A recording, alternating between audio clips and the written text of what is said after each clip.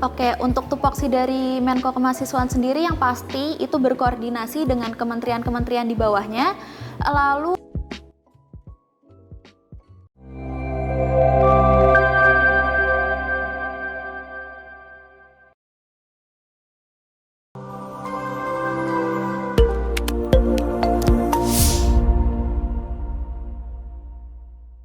Assalamualaikum warahmatullahi wabarakatuh. Shalom, Om Swastiastu, Namo Buddhaya, salam kebajikan.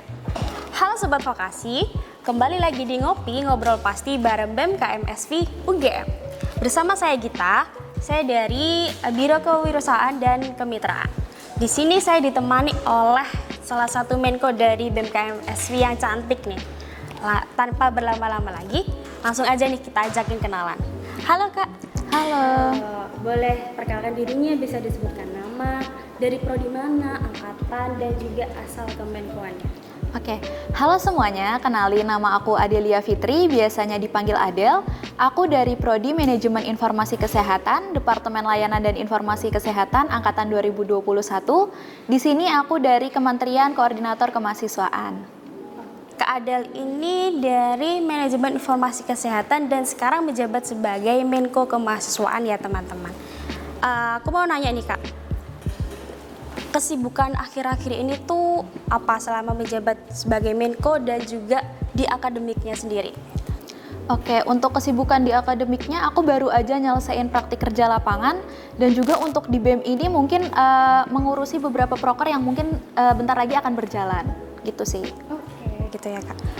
Lalu aku mau nanya nih tentang Kemenkoan Kemahasiswaan. Pasti dari sahabat vokasi ini kan ada yang belum mengerti tentang Menko yang ada di dalam BEM KMSV. Boleh dideskripsikan secara singkat tentang Menko Kemahasiswaan sendiri itu seperti apa gitu. Oke, untuk kemahasiswaan sendiri itu sama seperti namanya, jadi kementerian-kementerian di dalamnya itu berhubungan dengan mahasiswa, baik dalam segi akademik maupun non-akademik, berupa kayak peningkatan soft skill dan hard skill dan juga minat bakat, serta penyediaan ruang kolaborasi antar mahasiswa di sekolah vokasi, gitu sih. Berarti yang menjadi highlight dari Menko itu peningkatan soft skill dari mahasiswanya gitu ya Kak. Lalu di dalam Menko Kemahasiswaan tuh menaungi kementerian apa aja? Jadi di kemahasiswaan ada 3 kementerian. Yang pertama itu Kementerian Minkat atau Minat dan Bakat. Yang kedua ada Kementerian SIMA atau Sinergi Mahasiswa, dan terakhir ada Kementerian Replika atau Riset Aplikatif dan Keilmuan. Gitu sih. Jadi dalam Menko Kemahasiswaan tuh ada 3 kementerian ya teman-teman. Ada Minkat, SIMA, dan Replika gitu. Aku mau nanya nih Kak, tentang tupoksi dalam Menko sendiri itu seperti apa tugas pokok dan fungsinya. Boleh dijelaskan barangkali untuk calon-calon kadernya nanti.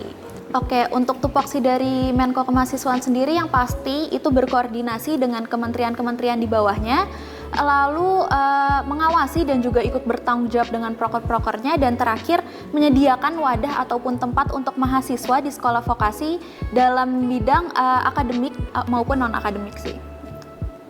Oke, keren banget ya itu ya tupoksi dari Menko Kemahasiswaan itu.